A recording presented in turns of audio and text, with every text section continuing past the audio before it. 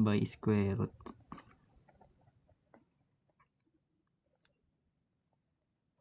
So, alam naman natin kanina kung paano mag-square, di ba?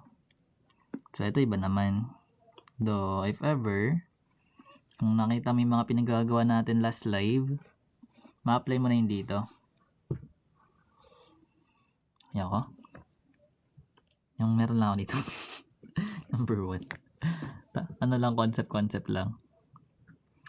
So, meron tayong x squared minus 49 equals 0. So, ano magiging value ng x natin? Dahil lang yan. Tubusin ko lang to.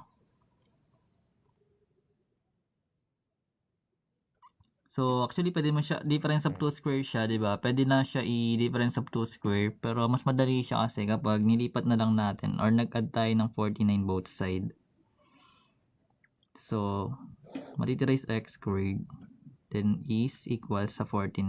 Then, para ma-eliminate yung squared, nag-square root tayo both side. So, kapag nag-square root tayo both side, ma-eliminate yung yung squared, pati yung radical sign. Kasi pare sila ng index tsaka ng exponent. So, may eliminate lang yun. So, matitira yung variable x. Then, kapag nag-square root ka both side, guys, remember, nag-solve tayo ng variable. So, pag in-square root natin yung 49, that is perfect square, magkakaroon tayo ng plus minus 7. Hindi lang siya 7, guys, kasi equation siya. Anyways, ito yung magiging sagot. Pwede siyang positive 7, pwede siyang negative 7. Wala po ako nyan, guys. Pang basic lang nasa YT ko. Number 2. Try mo sa iba. So, yung mga perfect square, syempre mas madali na yun kapag master mo. So, let's say meron tayong x squared equals 100. So, kapag ganito yung given, mas madali na siya. Kasi ganito na lang gagawin natin eh. Like, mag-square root na lang tayo both side.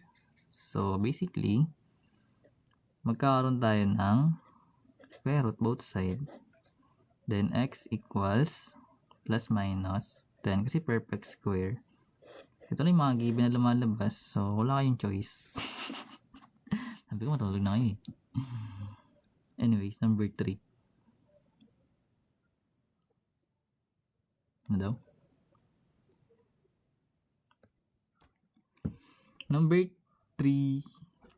Ito mga perfect square, dali lang mga given. Parang ginawa ko is may hirap. Joke lang. Kaya nga back to basic. Fundamentals lang naman to, guys. So, meron tayong y squared minus 36 equals 0. So, sabi natin, pwede mo siya ilipat ng ganon. Pero kung familiar ka sa difference of 2 squares, pwede mo to kasi i-rewrite as y plus 6 tsaka y minus 6. So, another method naman to. Pares lang sila actually. Kaya siya nagiging plus minus 6. So, eto, pag in-equate natin yung mga factors sa 0, kaning kakalabasan.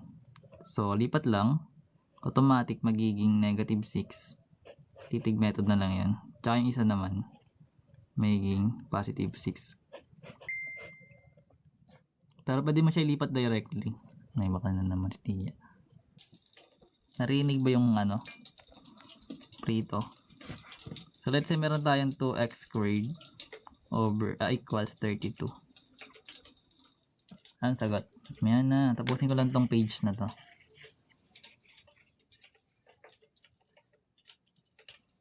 Sayang space eh. Wala pa naman nagdo-donate ng bond paper. Ay. Lang. Ipaparinig ako talaga, guys. So, meron tayong 2x squared equals 32. So, mag-divide muna tayo ng 2 para may isolate yung variable x.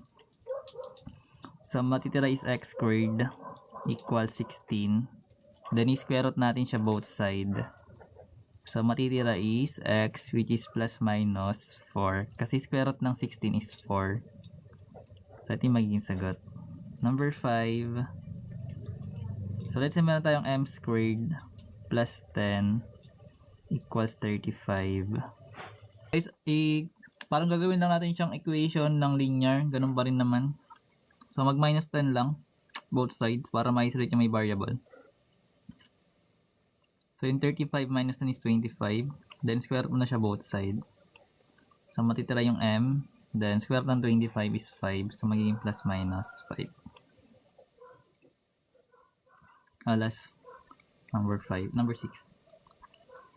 So, let's say merong 3k squared minus 27 equals 0. So, meron tayong given na 3k squared minus 27 equals 0. So, yung ginagawa naman neto guys is lipat lang natin yung constant. So, yung constant yung walang variable. Like, magkaroon tayo ng plus 27 both side. So, magiging 3k squared na lang to. Then, equals 27. Then, katulad ng ginawa natin sa number 4, mag-divide muna tayo ng coefficient na 3. So, magkakaroon tayo ng k squared, which is 27 over 3 is 9. Then, square root natin siya both side para ma-eliminate yung squared. So, ma-eliminate na yung squared pati radical sign ng variable natin. Then, yung 9 natin magiging plus minus 3. Kasi square root ng 9 is 3. So, ganun siya ginagawa. Anyways, so, yung basic ng pag-solve ng to square roots. And, okay na yun guys. Para tonight. Anyways,